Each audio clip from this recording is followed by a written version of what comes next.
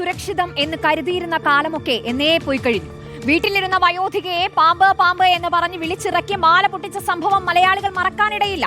സമാനമായ മറ്റൊരാക്രമണം ഇന്നും കോട്ടയത്തുണ്ടായിരിക്കുന്നു. വയോധികയെ വിളിച്ചിറക്കിയില്ല, പകരം ആരുമില്ലാത്ത സമയം നോക്കി വീടിനുള്ളിൽ കയറിയാണ് കവർച്ചക്കാരന്റെ ആക്രമണം. കൈ മുറിച്ച് വളർ കവർന്നുവെന്നാണ് പരാതി. മക്കൾ രാവിലെ പള്ളിയിൽ പോയ സമയത്താണ് ഈ ആക്രമണം ഉണ്ടായിട്ടുള്ളത്. കോട്ടയം നഗരത്തിലും പരിസര പ്രദേശങ്ങളിലുമായി ഒരാഴ്ചക്കിടെ ഉണ്ടാകുന്ന രണ്ടാമത്തെ സംഭവമാണിത്. കഴിഞ്ഞ ദിവസം കോട്ടയം നാഗമ്പടത്ത് കടയിൽ കയറി ആക്രമിച്ചു വയോധികയുടെ മാല കവർന്നിരുന്നു. ആ പ്രതിയെ ഇനിയും കണ്ടെത്താൻ കഴിഞ്ഞിട്ടില്ല. അതിനിടയിലാണ് കുറിച്ചിയിൽ വീണ്ടും സമാന രീതിയിലുള്ള സംഭവമുണ്ടായത്. രാവിലെ 11 മണിയോടുകൂടിയാണ് സംഭവം. മക്കൾ പള്ളിയിൽ പോയി തിരികെ എത്തിയപ്പോഴാണ് അമ്മയെ കൈകൾ മുറിഞ്ഞ നിലയിൽ വീടിനുള്ളിൽ കണ്ടെത്തിയത്.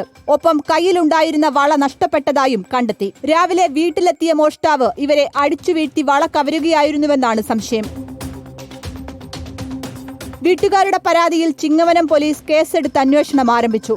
ഞായറാഴ്ച രാവിലെ വീട്ടിൽ അന്നമ്മ മാത്രമേ ഉണ്ടാകൂവെന്ന് അറിവുള്ള ആളായിരിക്കാം കവർച്ച നടത്തിയതെന്നാണ് പോലീസിന്റെ നിഗമനം. പ്രദേശത്തെ CCTV ദൃശ്യങ്ങൾ പോലീസ് പരിശോധിച്ചു വരികയാണ്. മോഷ്ടാവിന്റെ ആക്രമണത്തിൽ പരിക്കേറ്റ അന്നമ്മ ചെത്തിപ്പുഴയിലെ സ്വകാര്യ ആശുപത്രിയിൽ ചികിത്സയിൽ കഴിയുകയാണ്.